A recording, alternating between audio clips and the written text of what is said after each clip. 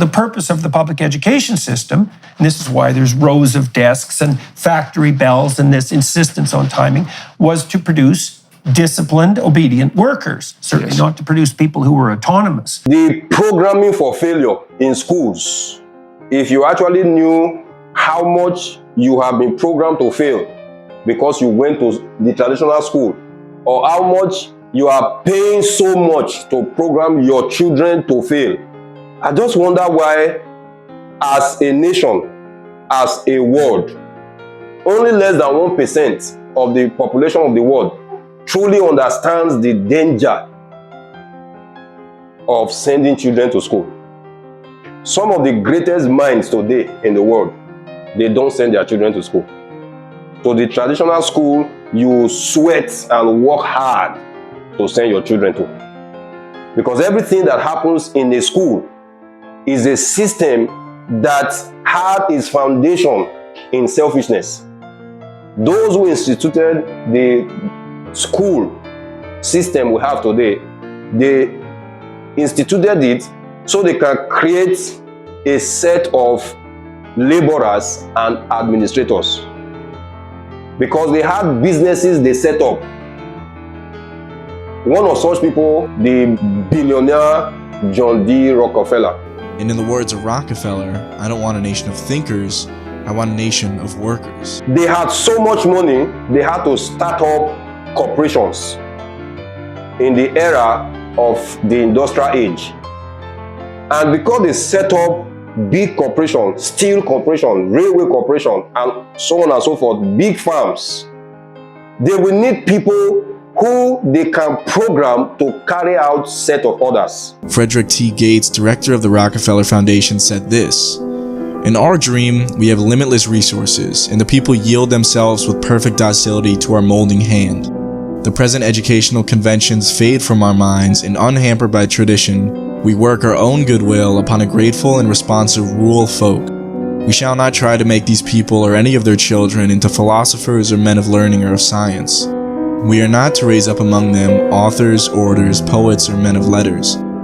We shall not search for even great artists, painters, or musicians." What he is saying is that it is good if people are not educated to actually understand the world around them or to be engaged learners. What is more important is that we produce good, obedient, ignorant workers who we can mold to our needs. Are you getting now? They will need people who will be taught to administrate over laborers, because they needed two sets of people. One, they needed laborers to work in the field. They needed laborers to do the hard work. And secondly, they needed people who will administrate over the laborers, who will guide the laborers to do what they, the investors, are doing or want to have done. The first thing in the mind of an investor is to do what? Love his workers, right? The first thing in the mind of an investor is to love his workers. Is that the first thing in his mind? The first thing in the mind of a worker, an investor, is to make his workers become very rich. Is that what is on his mind? No, sir. What is the first thing in the mind of every businessman and investor? Is to make profit. So anything that they will do to make profit, they will explore. And one of the biggest things they discover to help them make profit is to create a school system where they will send people to go and learn how to be administrators in the businesses that they have set up. That's how school came into play. So when school began, there are a set of instructions they want you to learn. And as you learn those things, you learn to repeat what they told you. In schools, you are not taught to use your imagination. You are taught to repeat what you were taught. If you don't know how to read and repeat what you are taught in the examination, you are labeled as failures.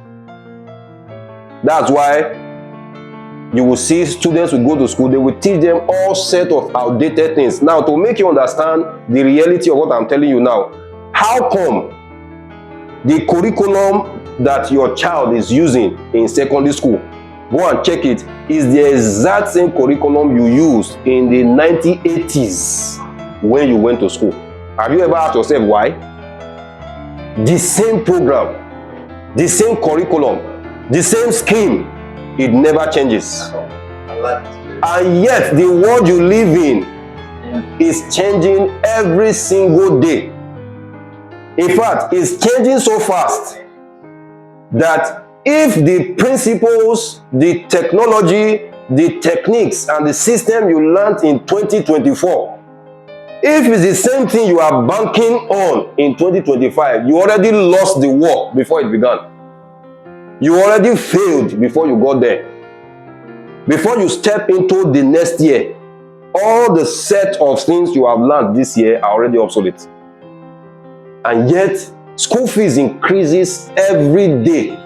Yet, the instructions that are taught are the same every day. That will tell you something. But again, why don't we change it? Because we are programmed to fear change. We are programmed to remain in a system that makes us comfortable. We are a voice in the crowd, conforming to the crowd. In fact, I read a book one time by Rollo May. It says, courage is not the absence of fear. Courage is the ability not to conform, yes, with the crowd.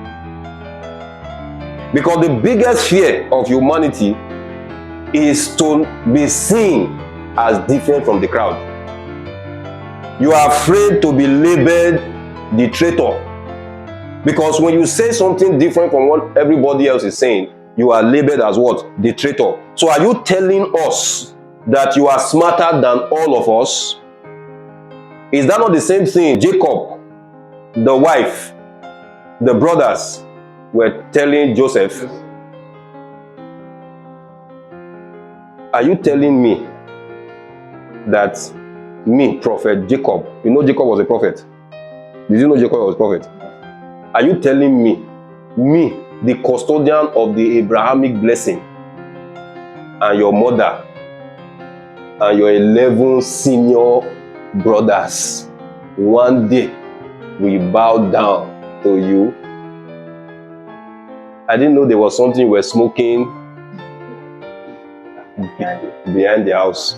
Because it only takes something you are smoking to reason like this. That's the reason people are afraid to tell their dreams. That's the reason people are afraid to say something different from the crowd. Because you will be labeled as a rebel. So, what are we trying to first establish? We're establishing the fact that the school system was not designed to help you. And many of us have had the struggles we had in our lives only because we went to school. Take for example, the average Hausa guy who comes from the north to Benin or to Lagos or anywhere, he does not need to go to school. In fact, they don't go to school.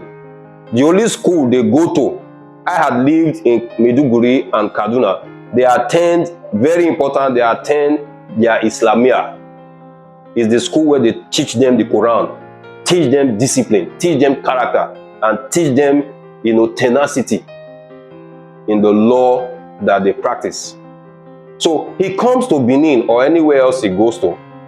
The first thing he thinks about is not to rent a house. He just enters any uncompleted building and stays. In fact, as soon as the owner of the uncompleted building sees him, they even employ him to be at the gate because somebody has come to keep an eye on the environment. You see, he didn't have the thinking that, what if they don't allow me? Because all the what ifs stopping you now, you learned in school. What if this definition is not correct? What if I write it like this, my teacher marks it wrong? What if Mr. A passes me in class? So he just goes there, he starts his thing. And sooner or later, he begins to sell candies, granuts, and biscuits at the front of the house. He starts making shoes. Before you know it, you that went to school, because you don't want to go to the supermarket, you just buy from him. 2 years after, he now has a little kiosk 5 years after, he now has a big store. 10 years after, you don't go to the market again. You go and buy from him because he buys wholesale and his price is now cheaper than what you can even get in the market. And before you know it, he is building a house in the town you grew up, where you are still struggling to jump from bus to bus to go to work in the morning and come back late at night to be paid 70,000 naira. What has put you in that box is because when you went to school, they taught you about commerce, they taught you about principles of business, they taught you about standardization, they taught you about all the philosophies. When you graduated, you were too high up there.